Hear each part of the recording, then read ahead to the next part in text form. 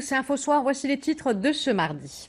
La Grande-Bretagne réitère sa position et son plein soutien au processus onusien et aux efforts du Royaume concernant la question du Sahara. Le Maroc et la Grande-Bretagne se sont réunis à Rabat dans le cadre de la deuxième session du dialogue stratégique mis en place entre les deux pays. Plus de 6 millions d'Israéliens étaient appelés aux urnes pour de nouvelles législatives anticipées. Les électeurs désignent les futurs membres de la Knesset. Benjamin Netanyahou a promis en cas de victoire d'annexer la vallée du Jourdain en Cisjordanie occupée. Accélérer la conservation foncière des terres agricoles, c'est l'objectif de cette campagne nationale qui vise l'immatriculation de milliers d'hectares en milieu rural. Topographes et professionnels de l'Agence nationale de la conservation foncière font le déplacement jusqu'aux terres conservées.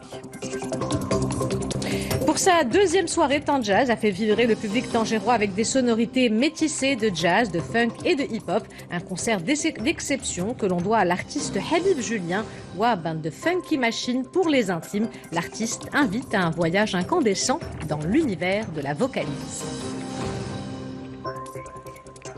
Madame, Monsieur, bonsoir. Ce sont deux royaumes qui partagent plus de 800 ans de relations fructueuses et qui ambitionnent de parvenir à un partenariat stratégique multidimensionnel. Le Maroc et la Grande-Bretagne se sont réunis aujourd'hui dans le cadre de la deuxième session du dialogue stratégique mis en place entre les deux pays. La rencontre a été marquée par la signature d'un mémorandum d'entente concernant la question du Sahara. La Grande-Bretagne a réitéré sa position et son plein soutien au processus onusien et aux efforts du Maroc. Reportage Abdelhafid Lemnouar et Hicham Souni, le récit est de Amina Bnkhalq. Ce sera le tout premier sujet abordé au cours de ces entretiens, la question du Sahara. D'emblée, le secrétaire d'État britannique chargé du développement international, du Moyen-Orient et de l'Afrique du Nord, Andrew Morrison, rappelle le soutien de son pays au processus onusien et aux efforts déployés par le Maroc. Il est important de réaffirmer la position déjà exprimée par le Royaume-Uni, à savoir que nous soutenons pleinement le processus onusien et les efforts sérieux et crédibles déployés par le Maroc dans ce sens. Cette deuxième session du dialogue stratégique entre Rabat et Londres a également abouti à la signature de mémorandums d'entente entre les gouvernements des deux royaumes. Ils portent sur le renforcement de la coopération technique dans l'enseignement supérieur et la recherche scientifique. Des dossiers comme la coopération militaire et sécuritaire ont également été passés en revue.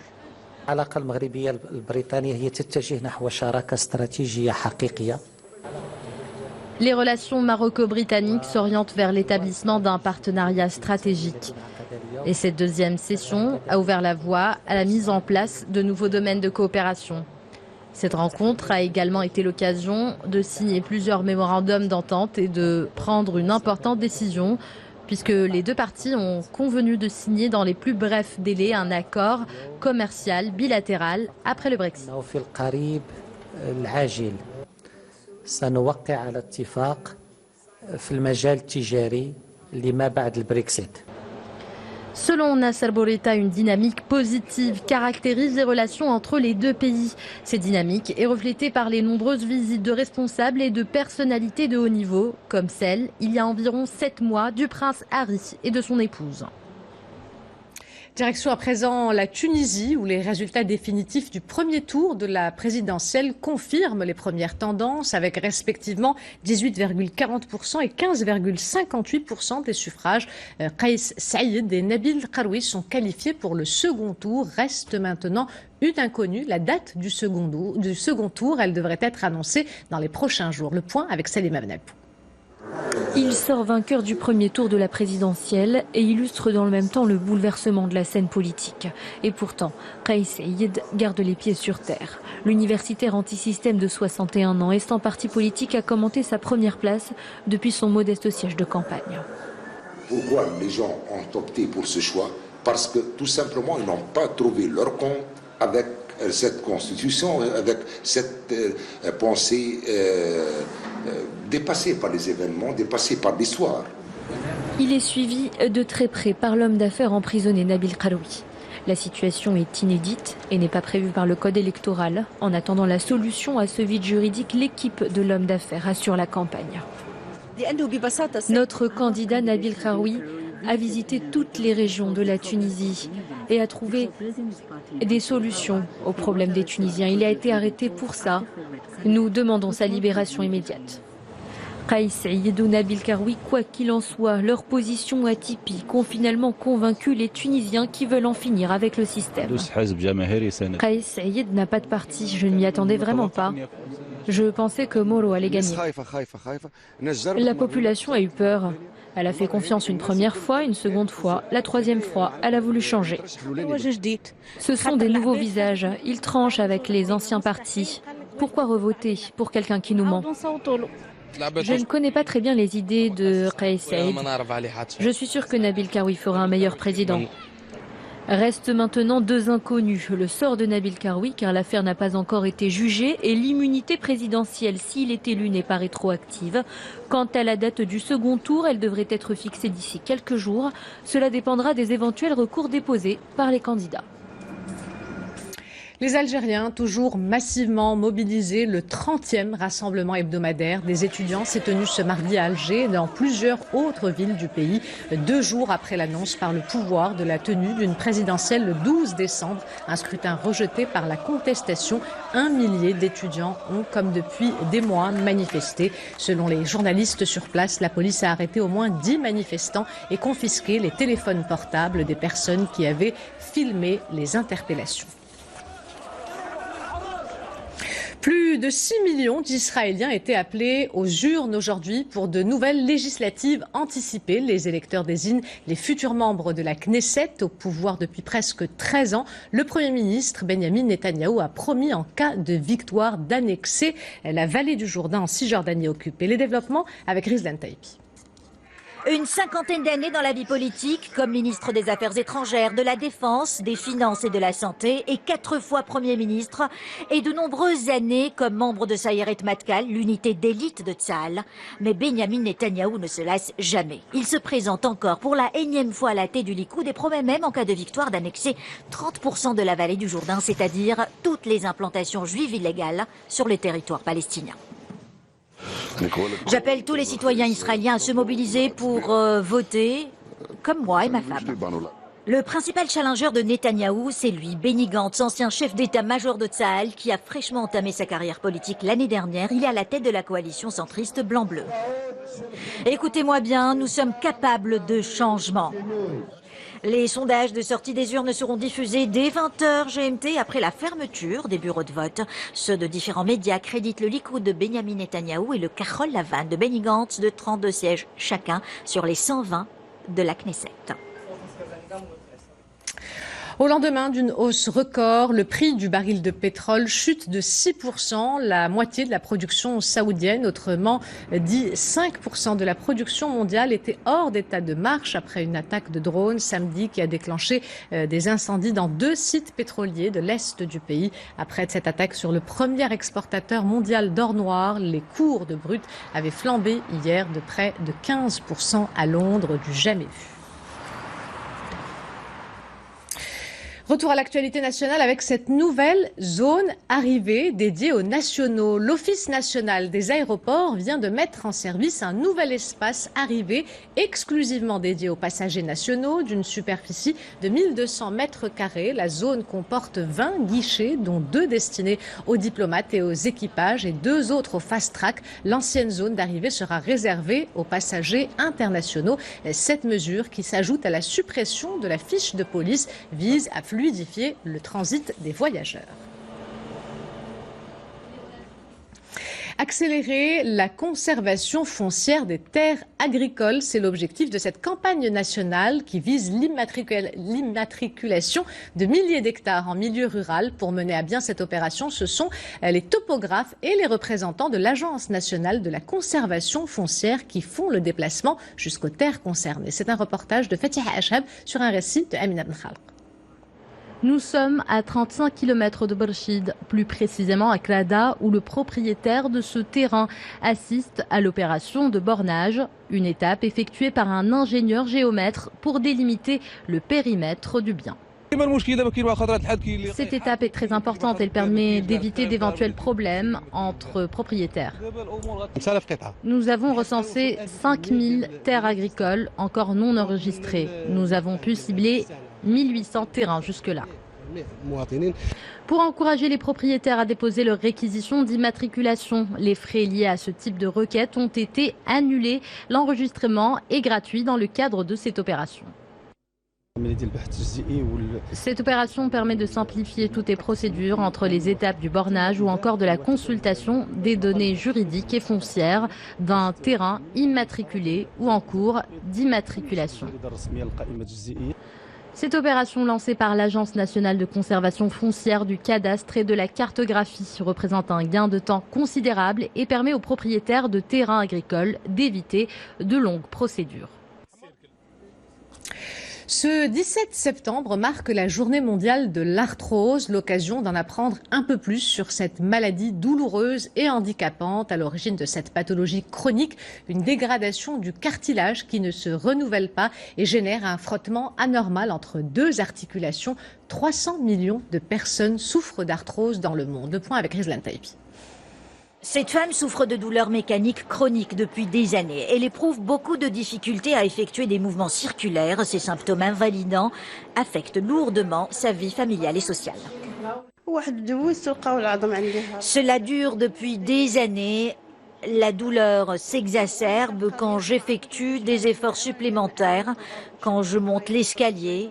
Mon sommeil est aussi perturbé malgré tous les antalgiques que je prends. La pathologie dont souffre cette femme est une arthrose. Elle se manifeste lorsqu'au niveau de l'articulation, la surface du cartilage se fissure, s'effrite et finit par disparaître. Des excroissances osseuses se forment par conséquent et nuisent au mouvement. Ce dysfonctionnement articulaire se développe en général entre la cinquantaine et la soixantaine. Ils sont venimes si le malade a une surcharge pondérale ou s'il est diabétique ou encore s'il a une carence de vitamine D ou C. Des mesures hygiéno-diététiques particulières s'imposent chez les personnes atteintes de cette maladie qui touche 300 millions de personnes dans le monde. La perte de poids augmente considérablement le confort chez les patients. L'appareillage permet aussi d'éviter les déformations et de soutenir l'articulation pour prévenir la douleur. Arrêtons-nous à présent sur cette initiative lancée par une plateforme marocaine en partenariat avec une ONG italienne. Les deux structures ont mis en place une formation au profit de la société civile. Pendant 3 mois, les bénéficiaires suivront des cours interactifs en ligne dispensés par différents formateurs. Et à l'issue de ces modules, les lauréats présenteront leurs travaux. Les meilleurs projets bénéficieront d'un financement. Rita Saha pour le récit. Ensemble, ces membres de la société civile venus de tout le royaume s'apprêtent à découvrir le siège de ES Maroc. C'est ici, dans cette association de la capitale, qu'ils pourront débuter la première partie de leur formation, un enseignement dispensé en ligne composé de 3 modules consacrés à la gestion de projet. J'espère qu'à l'issue de cette formation, je pourrai mettre en application les connaissances que j'aurai apprises dans les futurs projets de notre association. Nous allons vraiment apprendre beaucoup de cette expérience. Nous allons d'ailleurs tenter de la reproduire chez nous à Tinrir pour former les différentes associations et coopératives sur ces mêmes modules. Après cette première étape, pendant plusieurs semaines, à distance, la quinzaine d'associations inscrites à cette formation pourra suivre les différents cours en ligne, des séances interactives d'1h30 qui permettront notamment d'aider les bénéficiaires dans la recherche d'emploi ou encore la création d'entreprises, une initiative qui rentre dans le cadre du programme d'insertion socio-économique des jeunes dans le royaume. D'accord. Ce sont des associations aussi qui travaillent avec les jeunes et pour les jeunes en matière d'insertion économique. Donc le programme de formation s'étale sur 3 mois. On assiste maintenant à la 2e édition. À l'issue de cette formation, les bénéficiaires présenteront leur micro-projet devant un jury. Les meilleurs d'entre eux seront sélectionnés puis financés par l'association ES Maroc. Nous ouvrons la page culturelle avec le coup d'envoi de la 13e édition du Festival international du film de femmes jusqu'au 21 septembre. Des longs et des courts-métrages traitant de la thématique de la femme sont en lice. Cette année, le jury composé de 7 réalisatrices, actrices et critiques de cinéma aura la lourde tâche de départager 12 films de fiction en provenance du Maroc, de Chine, d'Allemagne, de Russie, des États-Unis, de France ou encore d'Italie.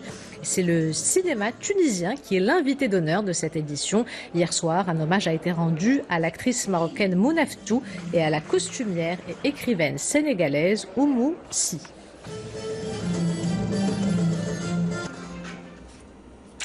Pour sa deuxième soirée, Tanjaz a fait vibrer le public tangérois avec des sonorités métissées de jazz, de funk et de hip-hop. Un concert d'exception que l'on doit à l'artiste Habib Julien, Wab de Funky Machine pour les intimes.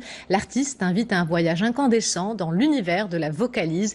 Wab réussit à imiter tous les instruments avec sa bouche. Ce jongleur de sons, complice inconditionnel du simple, joue la basse, la trompette ou la guitare avec sa propre voix. C'est un reportage de Sterben Zinef Alidraito. Le récit est de Samia Halsi. Pour faire du son, Wab n'a besoin que d'un synthé, de sa voix et de sa bouche. Il est ce qu'on appelle, dans la langue de Shakespeare, un human beatboxer. Traduisez, un virtuose buccal qui réussit à imiter les sonorités de tous les instruments. Hier soir à Tanjaz, Wab a enflammé le public. Franchement, le public à Tanger et au Maroc en général, il est carrément super. Vraiment un vrai public vivant, chaleureux.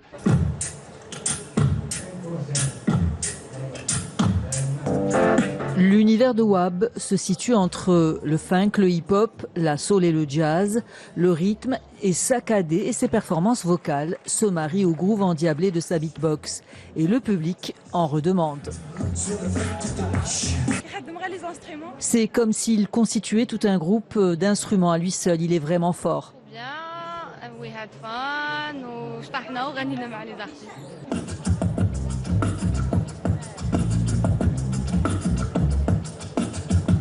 Véritable maître du swing vocal, Wab est un artiste accompli, à la fois chanteur et créateur de sons, se surdouer des rythmes vocaux, à l'art de faire des concerts inoubliables. Avant de nous quitter, je vous rappelle l'une des principales actions de ce journal. La Grande-Bretagne réitère sa position et son plein soutien au processus onusien et aux efforts du Maroc concernant la question du Sahara. Le Maroc et la Grande-Bretagne se sont réunis aujourd'hui dans le cadre de la 2e session du dialogue stratégique mis en place entre les deux pays. La rencontre a été marquée par la signature d'un mémorandum d'entente. Les royaumes qui partagent plus de 800 ans de relations fructueuses ambitionnent de parvenir à un partenariat stratégique multidimensionnel. C'est la fin de cette édition. L'information se poursuit sur notre site 2m.ma et sur l'appli